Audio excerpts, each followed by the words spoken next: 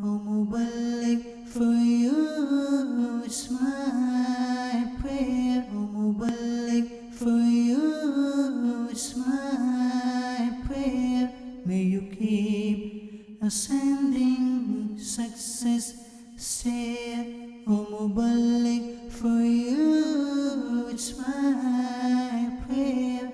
May you keep ascending success stair. الحمد لله رب العالمين والصلاة والسلام على سيد المرسلين أما بعد فأعوذ بالله من الشيطان الرجيم بسم الله الرحمن الرحيم الصلاة والسلام عليك يا رسول الله وعلى آلك وأصحابك يا حبيب الله الصلاة والسلام عليك يا نبي الله وعلى آلك وأصحابك يا نور الله میٹھے میٹھے اسلامی بھائیوں اور اسلامی بہنوں، الحمدللہ عز و جل خالق کائنات جل جلالہ کی زمین پر عشق رسول صلی اللہ تعالی علیہ وآلہ وسلم کا مدنی جام تقسیم کرنے والے ایسے مرد کامل اب بھی موجود ہیں جو فیشن کی آفت میں گرفتار لوگوں کو پیارے مصطفیٰ صلی اللہ تعالی علیہ وآلہ وسلم کی سنت کریمہ کا اسیر بنانے کے خواہاں ہیں۔ یہ اللہ عز و جل کا خاص کرم ہے کہ اس نے ہمیں اس پرفتن دور میں تبلیغ قرآن و سنت کی عالمگیر غیر سیاسی تحریک دعوت اسلامی کا مدنی ماحول اور شیخ طریقت امیر اہل سنت ابو بلال حضرت علامہ مولانا محمد الیاس عطار قادری رضوی دامت برکاتہم العالیہ جیسے ولی کامل کی صحبت باثر سے نوازا۔ یقیناً امیر اہل سنت دامت برکاتہم العالیہ ان عظیم ہستیوں میں سے ایک ہیں جن کی مخلصانہ جد و جہد کی برکت سے ہزاروں نہیں بلکہ لاکھوں مسلمان بالخصوص نوجوان برائیوں سے تائب ہو کے نیکیوں کی راہ پر گامزن ہو چکے ہیں۔ الحمدللہ عز و جل بلا مبالغہ امیر اہل سنت دامت برکاتہم العالیہ نے اپنے سنتوں پر بیانات کے ذریعے لاکھوں مسلمانوں کے دلوں میں مدنی انقلاب برپا کر دیا۔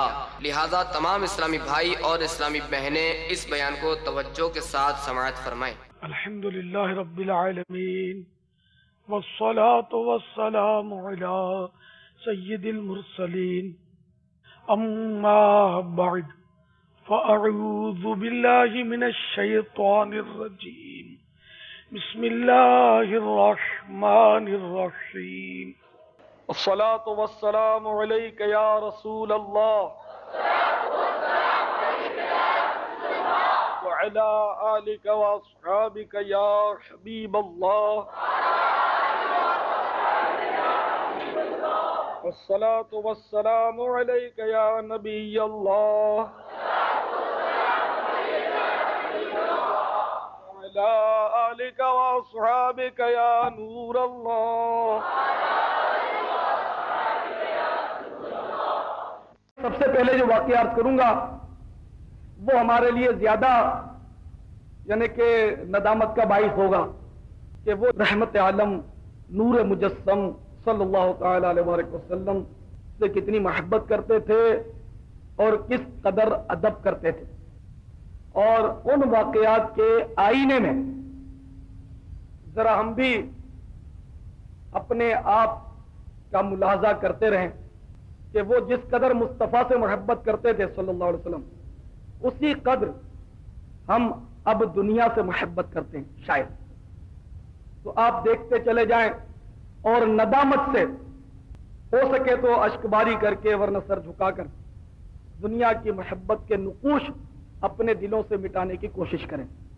چنانچہ سب سے پہلے جو واقعہ عرض کروں گا وہ ہمارے لیے زیادہ یعنی کہ ندامت کا باعث ہوگا، جس میں ایک خاتون ایک صحابیہ کا واقعہ ہے، حضرت سیدتنا ام عمارہ رضی اللہ تعالیٰ عنہ۔ کہ ان صحابیہ کو سرکار سے کتنی محبت تھی اور کس وارستگی کے ساتھ وہ سرکار کی محبت میں گم تھی۔ چنانچہ غزوہ احد کے مارکے میں یہ دلیر خاتون اپنے شوہر سیدنا زید بن عاصم رضی اللہ تعالیٰ عنہ اور اپنے صاحبزادگان حضرت سیدنا عمارہ جس کی نسبت سے ام عمارہ کہلاتی ہیں، عمارہ کی ماں، تو حضرت عمارہ اور حضرت عبداللہ رضی اللہ عنہ یہ دونوں شہزادے بھی ان کے ساتھ ہیں، شوہر بھی ساتھ ہیں، اور یہ سرکار پر قربان ہونے کے لیے چلی ہیں۔ کیا دیکھتی ہیں کہ ایک کافر ابن امیہ ایک دم تلوار لے کر پیارے آقا صلی اللہ تعالی علیہ وسلم پر حملہ آور ہوتا ہے. جیسے یہ دیکھتی ہیں تو بجلی کسی تیزی سے سرکار کی طرف بڑھتی ہے اور اس تلوار اور سرکار کے درمیان وہ حائل ہو جاتی ہے. تو ان کے کندھے پر اس کافر کا وار پڑتا ہے تلوار کا، جس سے بہت زیادہ گہرا زخم ان کے کندھے کی طرف ہو جاتا ہے. وہ پرواہ نہیں کرتی، فوراً وہ تلوار سونت لیتی ہیں اور اس کافر پر وہ وار کرتی ہیں. اور اتنا کاری وار کیا کہ ضرور وہ کافر جو تھا وہ 2 ٹکڑے ہو جاتا، لیکن وہ کافر جو تھا اس نے 2 زرہیں پہن رکھی تھی، اس لیے وہ جو تھا قتل ہونے سے بچ گیا. اور اس جنگ میں حضرت ام عمارہ رضی اللہ تعالی عنہا کی گردن اور سر وغیرہ پر 13 زخم آئے. 13 زخم. ان کے فرزند حضرت عبداللہ رضی اللہ تعالیٰ عنہ کا بیان ہے کہ مجھے ایک کافر نے اسی جنگ احد میں شدید زخمی کر دیا اور میرا خون بند ہی نہیں ہوتا تھا. تو میری ماں ام عمارہ میرے قریب آئیں اور اپنے لباس میں سے ایک کپڑا پھاڑا اور میرے زخم پر کس کر انہوں نے باندھ دیا اور یہ نہیں کہا کہ بیٹا اب آرام کر لو. نہیں، یہ ماں آج کل کی ماؤں جیسی نہیں تھی. ماں بولتی ہے بیٹا اٹھ، اب تیرا خون بند ہو گیا، کھڑے ہو جا اور پھر جہاد میں مشغول ہو جا. اتنے میں اتفاق سے وہی کافر جس نے عبداللہ کو زخمی کیا تھا وہ سامنے آ گیا. تو میرے پیارے آقا صلی اللہ تعالی علیہ وسلم نے ارشاد فرمایا ام عمارہ دیکھ، اسی شخص نے تیرے چہیتے بیٹے کو زخمی کیا تھا. یہ سنتی حضرت ام عمارہ رضی اللہ تعالیٰ عنہ کو جوش آیا اور تلوار سنبھالی اور جھپٹ کر اس کافر کی ٹانگ پر وار کیا اور ایسا وار کیا کہ وہ کافر جو تھا وہ زخمی ہو کر گرا، لیکن وہ مرا نہیں. سرین کے بل گھسٹتا ہوا وہ میدان سے بھاگنے لگا. یہ منظر دیکھ کر پیارے آقا صلی اللہ تعالی علیہ وسلم کے لبوں پر تبسم کھیل گیا اور فرمایا اے ام عمارہ، اللہ کا شکر ادا کر کہ اس نے تجھے ایسی طاقت اور ہمت دے دی کہ تو نے بھی جہاد میں شرکت کر لی اور اللہ کی راہ میں تو نے جہاد کیا. اب حضرت ام عمارہ رضی اللہ تعالیٰ عنہ کیا کہتی ہیں؟ ہم سے کوئی پیر صاحب یا بزرگ خوش ہو جائیں تو بولتی ہیں حضرت و برکت کی دعا کر دو، روزی لگ جائے، میرے شوہر کی نوکری پکی ہو جائے، کرائے کا مکان جو رہا ہے وہ ہمارا اگر وہ مالکانہ ہو جائے، ہم یہی مانگنا ہے. ام عمارہ نے خدا کی قسم وہ مانگا کہ آج کی کوئی ماں بہن یا بھائی سوچ بھی نہیں سکتی. جب سرکار نے خوشی کا اظہار کیا نا تو وہ بھی خوش ہو گئی اور مانگ لیا. اور سبحان اللہ کیا مانگا. حضرت ام عمارہ رضی اللہ تعالیٰ نے عرض کیا یا رسول اللہ صلی اللہ علیہ وسلم، بس آپ تو ہمارے لیے دعا فرما دیں کہ اللہ تعالیٰ ہم لوگوں کو جنت میں بھی آپ کی خدمت گزاری کا شرف بخشے. چنانچہ رحمت عالم صلی اللہ تعالی علیہ وسلم کے دستے دعا بلند ہو گئے. سبحان اللہ. اجابت کا صحرا، عنایت کا جوڑا، دلہن بن کے نکلی دعائے محمد صلی اللہ علیہ وسلم. اجابت نے جھک کر گلے سے لگایا بڑی ناز سے جب دعائے محمد صلی اللہ علیہ وسلم. تو سرکار نے دعا مانگی. کیا دعا مانگی؟ اس لیے کہ یہ سب کچھ دے سکتے ہیں، یہ اللہ کی عطا سے مالک و مختار ہیں. یہ نہیں کہا کہ نہیں جنت یہ تو اللہ دے گا، میں کیا دے سکوں، مجھے تو میرا ہی پتہ نہیں.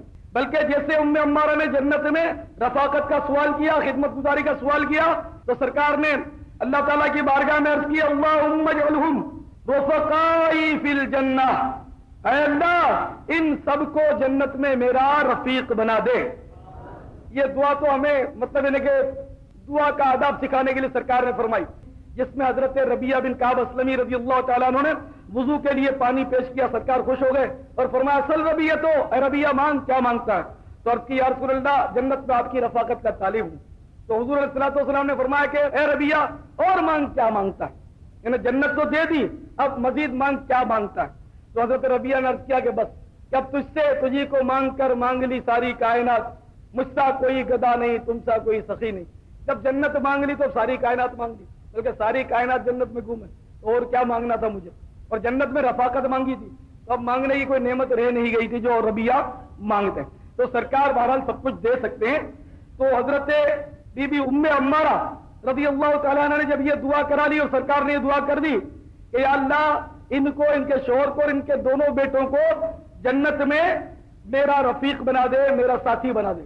تو یہ بہت خوش ہوئی اور عمر بھر علانیہ علل اعلان ببانگ دوہل کہتی تھی کہ اب دنیا میں اس دعا کے بعد دنیا میں مجھ پر کوئی بڑی سی بڑی مصیبت بھی آ جائے مجھے اس کی کوئی پرواہ نہیں ہے۔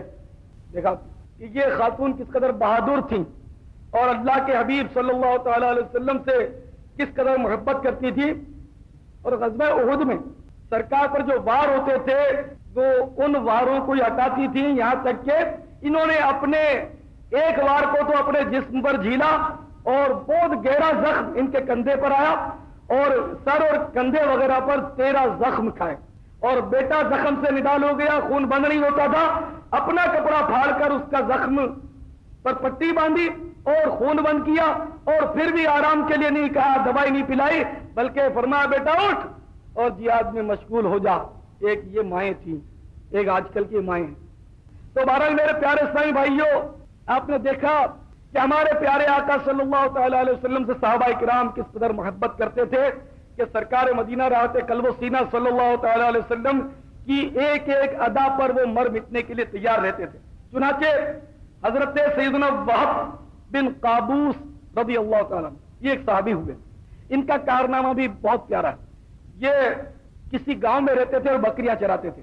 ایک بار سرکار کی یاد آ گئی تو اپنی بکریوں کو ایک رسی میں پرو کر اپنے بھتیجے کو ساتھ لیے مدینہ منورہ میں سرکار کی تلاش میں آ گئے کہ چلو بھائی دیدار کر رہے ہیں سرکار کا، پیاس بجھائیں، اور معلومات کی کہ سرکار کہاں تشریف رکھتے ہیں صلی اللہ علیہ وسلم۔ وہ بھی احد کا مطلب یعنی کہ اس وقت مارکا ہو رہا تھا اور انہیں اس کا برابر پتہ نہیں تھا، گاؤں میں رہتے تھے، تو انہیں بتایا گیا کہ سرکار تو احد شریف پر تشریف لے گئے، وہاں کافروں سے جنگ ہو رہی ہے۔ اچھا، انہوں نے مدینہ پاک میں بکریاں چھوڑ دی اور تیار ہو کر یہ سیدھا میدان احد میں پہنچ گئے۔ ابھی سرکار کے دربار میں پہنچے ہی تھے کہ کافروں کی ایک جماعت جو تھی وہ سرکار پر صلی اللہ تعالی علیہ وسلم حملہ آور ہوئی، حملہ کرتی ہوئی وہ بڑھنے لگی سرکار پر صلی اللہ علیہ وسلم۔ تو میرے پیارے آقا صلی اللہ تعالی علیہ وسلم نے اپنے جانثاروں سے فرمایا کہ کون ہے کہ یہ جو جماعت مجھ پر آ رہی ہے حملہ کرنے کے لیے، ان کو تتر بتر کر دے، منتشر کر دے، جو ان کو منتشر کر دے وہ جنت میں میرا ساتھی۔ تو حضرت وہب بن قابوس رضی اللہ تعالیٰ عنہ سن کر بے قابو ہو گئے اور تلوار اٹھائی اور کافروں کے دل میں گھس گئے اور ایسی زور کی تلوار چلائی کہ واقعی ان سب کو منتشر کر کے بھگا دیا۔ دوسری بار پھر ایک جماعت آئی، جب بھی سرکار نے یہی اعلان کیا تو حضرت وہب بن قابوس اس وقت بھی ان میں گھس گئے اور ان کو ریس کرا دیا۔ تیسری بار بھی ایسا ہی ہوا کہ ان کو بھگا دیا۔ تو جب تیسری بار وہ جماعت آئی تو اس وقت بھی ایسا ہی ہوا، سرکار نے جنت کی خوشخبری دی۔ تو حضرت وہب بن قابوس رضی اللہ تعالیٰ عنہ بڑے زور اور جوش اور ولولے کے ساتھ وہ گھس گئے اندر۔ اب کافی تھک بھی گئے تھے، سارے کچھ زخم بھی آئے ہوں گے، تو اب کی بار وہ ایک دم بے قابو ہو کر لڑنے لگے اور پرجوش طریقے پر کافروں سے لڑتے ہوئے شہید ہو گئے۔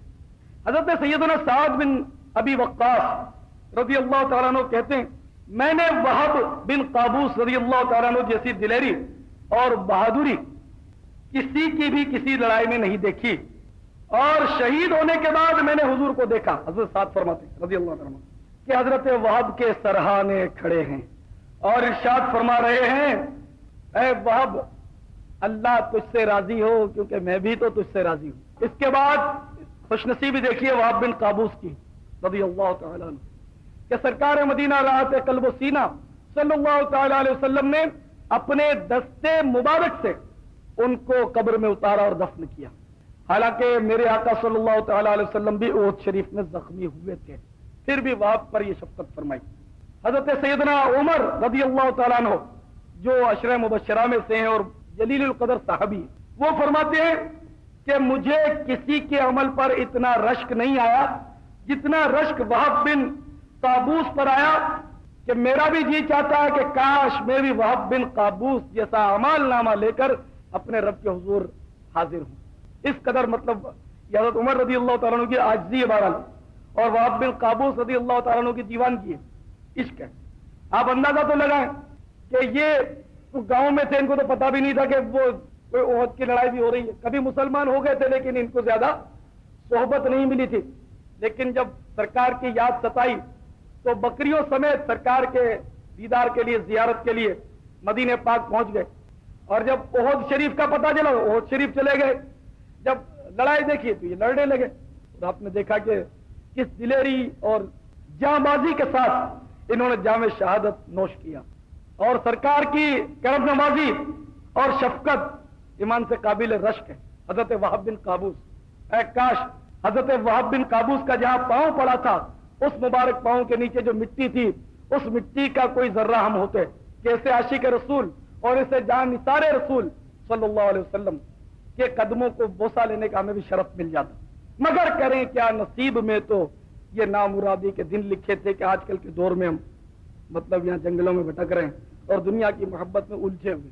تو بہرحال سرکار نے بھی اتنا کرم فرمایا، اتنی شفقت فرمائی کہ ان کے لیے دعا کی کہ اللہ تعالیٰ ان سے راضی ہے اور میں بھی ان سے راضی ہوں، یا اللہ تو ان سے راضی ہو جا کہ میں بھی اس سے راضی ہوں، اور پھر اپنے دستے مبارک سے قبر میں اتارنا، دفن کرنا، سعادت در سعادت در سعادت در سعادت رضی اللہ تعالیٰ عنہ وارضاہ۔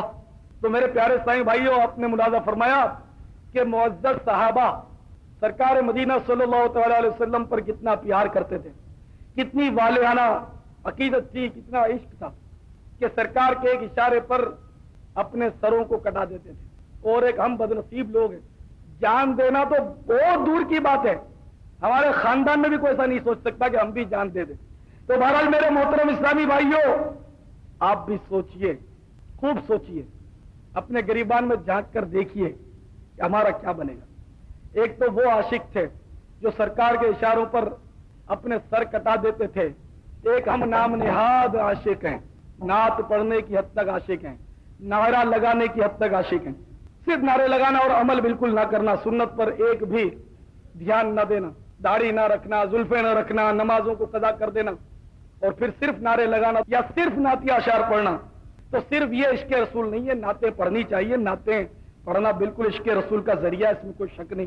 یعنی میں صرف کہہ رہا ہوں کہ صرف نعتیہ اشعار ہی پڑھنا، نماز ایک نہ پڑھنا، صرف یہ عشق نہیں۔ تو نماز بھی پڑھیں، نعت بھی پڑھیں، نماز بھی پڑھیں اور نیاز بھی کریں، ہے نا، دونوں ہونے چاہیے نا۔ تو بہرحال میرے پیارے اسلامی بھائیوں، آپ بھی غور کیجئے، کیا آپ کو بھی عشق ہے؟ اگر ہے تو آپ کا عشق کیسا ہے؟ پانچوں وقت نماز پڑھنے والا عشق ہے یا نہیں؟ با جماعت نماز پڑھنے والا عشق ہے یا نہیں؟ اپنا چہرہ ذرا ہاتھ پھیر کر، ہاتھ بھی نہیں پھیرتے شرم آتی ہے، تصور میں سوچ کر دیکھیں کہ عاشقوں والا چہرہ ہے تو آپ کو تو بتائیے کہ یہ بھی کوئی عاشق ہے جو جھوم جھوم کر یوں تو کہے غلام مصطفیٰ بن کر میں بک جاؤں مدینے میں، محمد نام پر سودا سرے بازار ہو جائے۔ آپ بتائیے جچتا ہے؟ ہر روز شب تنہائی میں فرقت کا جنوں تڑپاتا ہے، دعویٰ، ہر روز شب تنہائی میں فرقت کا جنوں تڑپاتا ہے، دل مجبوری سے روتا ہے جب یاد مدینہ آتا ہے۔ یعنی ایسا شخص کہ جو یہ کہے کہ مجھے روزانہ رات کو سرکار کی جدائی کا جنوں یعنی دیوانگی تڑپاتی ہے اور میں روتا ہوں خوب اپنی مجبوری پر، اور چہرہ دیکھو یہودی کا، تو یہ کیسا محبت والا ہے جس کو مدینہ اور تاجدار مدینہ سے اتنی محبت ہو، الفاظ سے جس کا اظہار ہے۔ تو نا محبت کی دلیل بھی تو مناسب ہے نا، بغیر دلیل کے محبت پھر وہ بات نہیں رہتی نا۔ تو اس لیے آپ غور کیجئے کہ ہمیں اور آپ کو بھی کیا واقعی عشق ہے؟ جان قربان کرنے جیسا عشق ہے، یا مال قربان کرنے جیسا عشق ہے، یا تھوڑی بہت تکلیف اٹھانے جیسا عشق ہے؟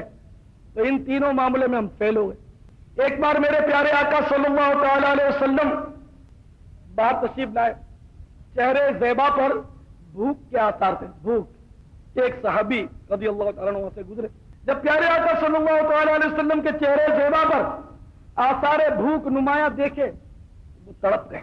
انہوں نے فوراً بازار کا رخ کیا، مزدوری کی، پھر بہترین میٹھی میٹھی کھجوریں خرید فرمائیں، اور کھجوریں لے کر بارگاہ رسالت میں حاضر ہوئے اور عرض کیا یا رسول اللہ انہیں تناول فرمائیے۔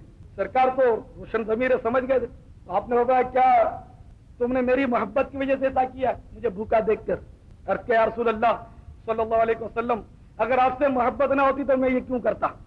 دیکھو نیاز آپ بھی کرتے ہیں، میں بھی کرتا ہوں، ہم اور آپ نیاز کرتے ہیں تو مفاد یہ ہوتا ہے کہ روزی میں برکت ہو جائے گی۔ اور اس صحابی کی نیت اور اس کی استقامت دیکھیے اور اس کی عظمت دیکھیے، سرکار نے فرمایا کہ تم نے میری محبت کی وجہ سے ایسا کیا ہے؟ عرض کہ یا رسول اللہ صلی اللہ علیہ وسلم اگر آپ کی محبت نہ ہوتی تو میں یہ کیوں کرتا؟ تو ارشاد فرمایا تیار ہو جا، روزی میں برکت نہیں ہوگی، مال میں فراوانی نہیں ہوگی، تیری دکان چھوٹی ہے تو بڑی نہیں ہوگی، کارنر کی نہیں مل جائے گی، مین بازار میں نہیں مل جائے گی۔ میں آپ کو سمجھا رہا ہوں، ہم جو نیاز کرتے ہیں تو نیت ہوتی ہے کہ روزی میں برکت ہو جائے گی، ذرا پھل پھول جائیں گے، کاروبار وسیع ہو جائے گا۔ تو سرکار نے فرمایا دیکھ مجھے پیش کرنے والے، میری محبت میں مجھ پر قربان ہونے کا جذبہ رکھنے والے، تیار ہو جا۔ فقر یعنی تنگ دستی، غربت جس سے سارے عاشق جتنے بھی اس وقت موجود عاشق ہیں سب دور بھاگتے، فقر اور تنگ دستی تیری طرف اتنی تیزی سے آئے گی کہ اتنی تیزی سے تو پہاڑوں سے جو آبشار گرتی ہے وہ بھی نہیں گرتی۔ پہاڑوں سے جو تیزی سے پانی گرتا ہے نا وہ بھی اتنا تیزی سے نہیں گرتا جتنا تیزی سے اب تو چونکہ مجھ سے محبت کا دعویٰ کر رہا ہے تو تجھ پر فقر و تنگ دستی اور فاقہ اتنی تیزی سے آئے گا، غریب و جھوم جاؤ۔ تو عاشقوں کو غربت سے کیا کام؟ عاشق تو اگر کوئی محفل کرتا ہے، میلاد شریف کی مجلس کرتا ہے تو اس کا تصور تو یہ ہوتا ہے کہ مجھے روزی میں برکت ہو جائے گی، میرے مال میں فراوانی ہو جائے گی اور میں مالدار بن جاؤں گا۔ تو آج کل میں نے یہ نوٹ کیا ہے کہ زیادہ تر یہی نیت ہوتی ہے کہ اس دنیا کی برکت حاصل ہو جائے، اللہ کی حقیقی رضا۔ وہ تو بزرگوں کے پیش نظر ہوتی تھی کہ حضرت شاہ عبد الرحیم رحمت اللہ علیہ دہلوی، شاہ ولی اللہ کے والد، یہ ہر سال سرکار کی نیاز کرتے تھے صلی اللہ تعالی علیہ وسلم ربیع الاول شریف میں۔ تو ایک سال ان کے پاس صرف وہ بنے ہوئے چنے تھے جس کو ہم لوگ میمن لوگ دالیا بولتے ہیں، دالیا، تو وہ بنے ہوئے چنے ان کے پاس تھے اور کچھ نہیں تھا۔ اور جو بزرگان دین کے حالات میں نے پڑھے ان سے مجھے جو سمجھ آئی میں وہ عرض کرتا ہوں۔ تو یہ میری ایک سوچ ہے، حلال کمائی سے نیاز کرو، حرام کمائی سے میں کیسے کہہ دوں کہ جی ہاں اسمگلنگ کے مال سے بھی کرو؟ تو میں تو ایک سیدھا سادہ مسلمان ہوں اور مجھے جو قرآن و حدیث میں سمجھ آتا ہے میں وہ عرض کرتا ہوں آپ سے۔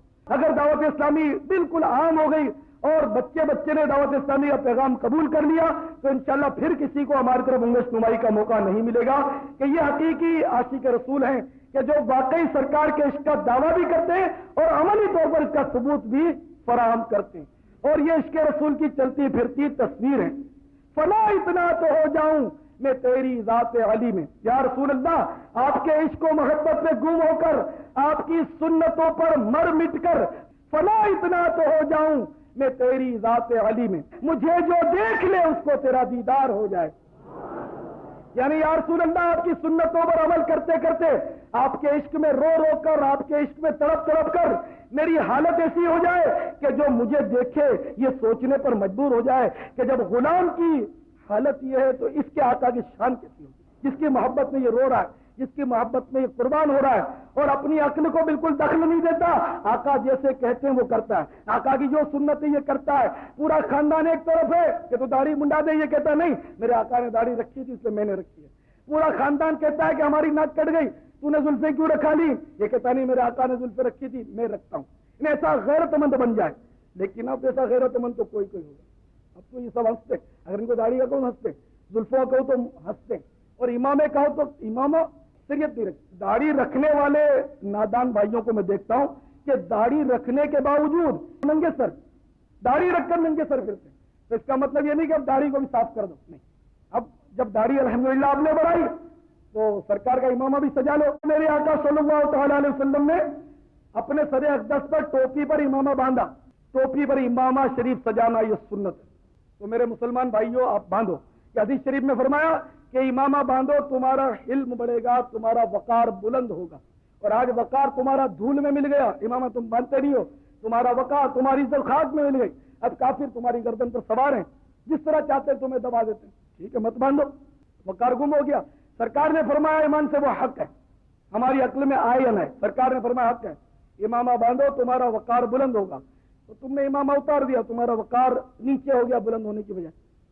ایک حدیث میں فرمایا کہ امام عرب کے تاج ہیں، وہ امامہ اتار دیں گے، اپنی عزت اتار دیں گے، اور سفید لباس ہمارے آقا صلی اللہ علیہ وسلم نے زیادہ پسند کیا، اور دعوت اسلامی والوں کا لباس جو ہے وہ سفید ہے، ہم نے یہ اپنا ڈریس رکھا ہے کہ سفید لباس ہونا چاہیے، اور لیکن اکثریت ہماری نہیں پہنتی، لیکن لوگوں سے شرماتے ہیں۔ انشاءاللہ آہستہ آہستہ ایک وقت تو آئے گا کہ ہمارا معاشرہ ایسا ہوگا کہ ہمارا بچہ با امامہ ہوگا، باریش ہر جوان ہوگا، بچے کی تو اگتی نہیں، جس کی ہوگی بالغ ہوتے ہی لوگ بولتے تیری عمر کیا ہے، حالانکہ شریعت کا حکم ہے کہ جب بالغ ہو گیا ایک کام نافذ ہو جاتے ہیں شریعت کے. بالغ ہوا اونگی داڑھی اور رکھ لی, خلاص. تیری عمر کیا ہے تو ہر عمر میں لوگ مرتے ہیں, تو یہ عمر تھوڑی جی شادی کے بعد رکھنا, تو شادی کے بعد رکھنے کی توفیق ملے گی نہیں ملے گی کون کہتا ہے. ایک نوجوان کی شادی ہوئی, شادی سے 2 دن پہلے بیچارے کو کچھ بخار وخار تھا, لیکن شادی ہو گئی. ولیمہ ہوا شادی کے پرسوں, جمعرات کو غالباً شادی ہوئی تو سیٹرڈے کو ولیمہ ہوا. تو ولیمہ کے وقت وہ سخت بیمار تھا, لیکن بہرحال وہ دعوت میں نمٹا نہیں تھی, نمٹ گئی. پھر سنیچر کے بعد اتوار آئی, پیر آئی, منگل ہے, منگل کو اس غریب نے دم توڑ دیا. شادی کے چند ہی روز کے بعد 5, 7, 10 دن میں اس غریب نے دم توڑ دیا. لیکن وہ دعوت اسلامی سے محبت کرتا تھا, اجتماع میں الحمدللہ وہ آ جاتا تھا. داڑھی بدقسمتی سے اس نے رکھی نہیں تھی, شاید اس کی نیت ہوگی کہ میں شادی کے بعد رکھوں, کیونکہ یہ پتا چلا مجھے کہ وہ میرا کیسٹ بہت سنتا تھا اور آخری وقت میں بھی کیسٹ بار بار وہ چلاتا تھا. میں گھر پر گیا تھا, تعزیت کے لیے بتا رہے تھے کہ وہ آپ کا کیسٹ بار بار سنتا تھا اور آپ کو پکارتا رہتا تھا کہ آؤ مجھے سنبھال لو, مجھے بچا لو. وہ اتنا مطلب نے کو کیفیت اس پر تاری تھی. پھر وہ کلمے پڑھنے لگا, استغفار کیا اور اس نے توبہ کر کے پھر دم توڑ دیا. الحمدللہ کہ وہ کلمہ شریف اور توبہ استغفار پڑھ کر اس نے دم توڑا تھا. وہ الحمدللہ آپ کا اپنا بھائی تھا, اس کا بہت یہ خیال تھا کہ میں یہ آ جائیں اور میں بیعت کر لوں, لیکن یہ کہ زندگی نے وفا نہیں کی.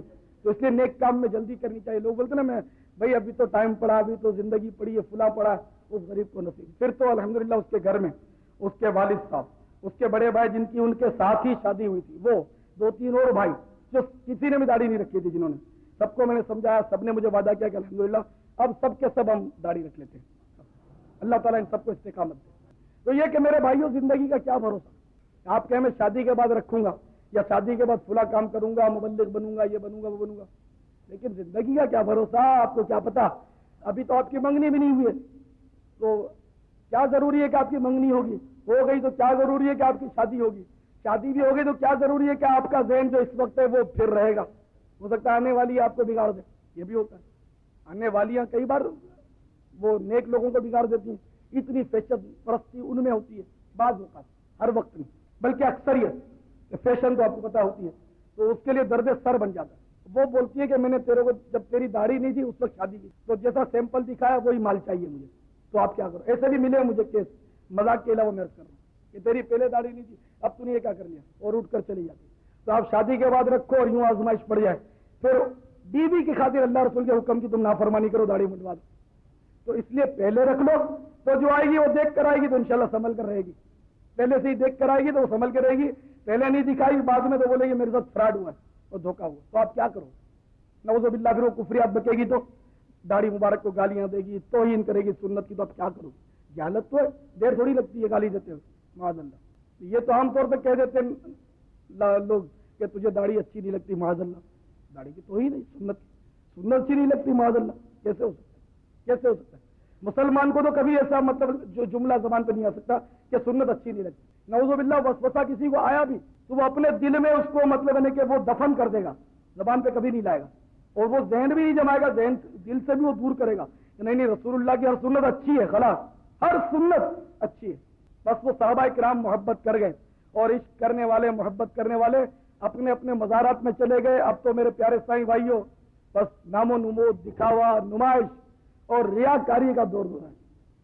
ہر ایک اپنے آپ کو نیک سمجھتا ہے, ہر ایک اپنے آپ کو پہنچا ہوا سمجھتا ہے. نماز ایک نہیں پڑھتا, رمضان کے روزے بھی قضا کر دیتا ہے, کبھی کبھی جمعہ بھی چھوڑ دیتا ہے, لیکن کبھی آزمائش پڑ گئی تو بولتا ہے نہ جانے کیا میری خطا ہو گئی ہے جس کی مجھے سزا مل رہی. بس وہ جس کام میں ہاتھ ڈالو تو ہمیں ناکامی ہوتی ہے, کاروبار ہمارا ٹھپ ہو گیا, دھندا بند ہو گیا, یہ ہو گیا, برکت چلی گئی, پتہ نہیں کیا ہم سے بھول ہو گئی ہے, کچھ سمجھ نہیں آتی. تو نماز نہیں پڑھتا اور بولتا ہے کہ پتہ نہیں میری کیا بھول ہو گئی. تو تجھے یہ بھول نظر نہیں آتی جس کے بارے میں حدیث پاک میں آیا کہ قیامت کے روز سب سے پہلے نماز کے بارے میں پوچھا جائے گا.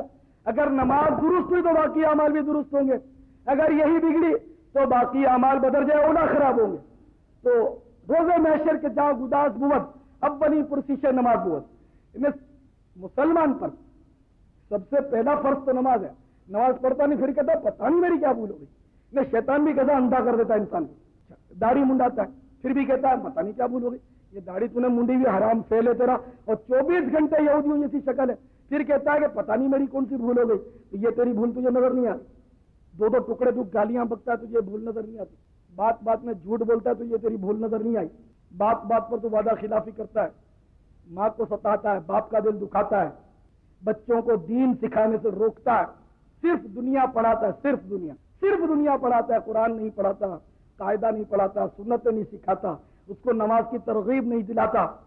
تیرے کو کوئی بھول تیری نظر ہی نہیں آتی, پتہ نہیں کیا بھول ہوگی. تو یار لوگوں میں بڑا عجیب اتفاق ہے. تو بھول پتہ ہے کس کو کہتے ہیں؟ اور بھول اس کو کہتے ہیں کہ ہو سکتا ہے کہ کبھی انجانے میں کوئی منت مان لی اور وہ رہ گئی اور جس کی وجہ سے ہمارا کاروبار ٹھپ ہو گیا, وہ اس کو بھول کہتے ہیں. یا وہ کبھی قبرستان چلے گئے تو وہاں پیشاب کر لیا تھا, تو اس کو وہ سمجھتے کہ یہ بھول ہو گئی. دنیا میں تکلیف آتی ہے نا, کوئی جھپٹ لگ گئی, ایسے آ گیا, تو یہ اس کو بیچارے بھول سمجھتے ہیں. باقی بڑے بڑے فرض گول ہو جائیں تو یہ بھول نظر نہیں آتی. نماز نہ پڑھنا یہ عیب ہی نہیں رہا بدقسمتی سے, داڑھی منڈانا یہ عیب ہی نہیں رہا, گالیاں بکنا, جھوٹ بولنا, حرام روزی کمانا یہ اب عیب ہی نظر نہیں ہے. رشوت کا لین دین کرنا معاذ اللہ عیب ہی نہیں, وہ تو منت چھوٹ گئی تھی وہ عیب ہو گیا. ہاں منت اگر کسی نے واقعی مانی, اول تو منت اللہ کے لیے مانی جاتی ہے, یہ یاد رکھیں, اور منت کی تعریف بھی سن لیں. اکثر لوگ یہ نیت بھی کر لیتے ہیں, سمجھتے ہیں میری منت ہو گئی, تو یہ منت نہیں ہوتی. منت میں الفاظ شرط ہوتے ہیں, اور الفاظ اتنی آواز سے زبان سے بولنا شرط ہے کہ کانوں سے سن بھی لے, ورنہ منت سرے سے نافذ نہیں ہوگی. وہ منت نہیں. تو وہ ہوتی یہ ہے کہ جیسے کسی نے یہ منت مانی کہ میں فلاں میرا کام ہو گیا, ارے کام کی قید نہ بھی تھی, میں اللہ کے لیے آنے والی سوموار کا روزہ رکھوں گا, تو یہ ہو گئی منت, اور اب اس کا پورا کرنا واجب ہے. اگر اب سوموار کا روزہ نہیں رکھے گا تو گناہ گار ہو, یہ ہے منت. اس میں بھی پھر اگر دل میں نیت کی آئندہ سوموار کا روزہ رکھوں گا, میں نے دل میں نیت کی نا جیسے, تو یہ منت نہیں ہوئی. زبان سے اتنی آواز سے کہنا شرط ہے کہ خود سن لے, یہ منت. اس میں بھی رعایت ہے. اچھا مثلا کسی نے کہا کہ میرا فلاں کام ہو گیا تو میں گوشت پاک کی 11 دیگیں چڑھاؤں گا, نیاز کروں گا گوشت پاک کی 11 دیگیں چڑھاؤں گا, یہ اس نے زبان سے کہا, تو یہ منت نہیں ہوئی. چاہیے یہ کہ بے شک 111 دیگیں چڑھائے, اللہ نے توفیق دی ہے تو اس میں کوئی شک نہیں, لیکن یہ منت نہیں کہلائے گی. منت تو وہی ہوئی کہ جو یہ الفاظ ہوں کہ میں اللہ کے لیے فلاں کام کروں گا, اللہ کے لیے. اس منت کا, اس نظر کا, نظر شرعی بھی اسی کو کہیں گے.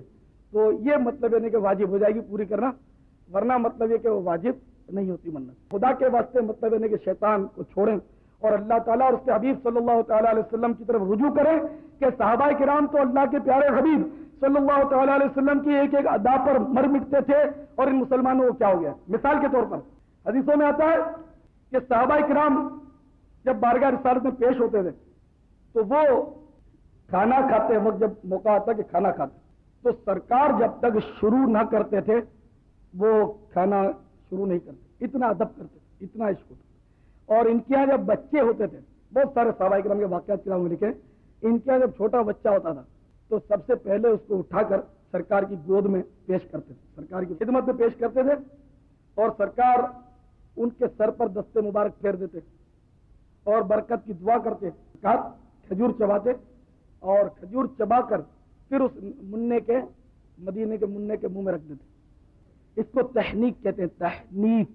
تو جب بچہ پیدا ہو, علماء نے اس سے نکالا, جب بھی گھر میں بچہ پیدا ہو تو کسی بزرگ سے تحنیک کرائی جائے, یعنی کسی بزرگ کے پاس اس بچے کو پیش کر دیا جائے تاکہ وہ بزرگ جو ہیں اس کے لیے دعائے برکت بھی کریں اور تحنیک کریں, اس یعنی اپنے منہ سے چبا کر اپنی کھجور, چبی ہوئی کھجور اس بچے کے منہ میں دیں.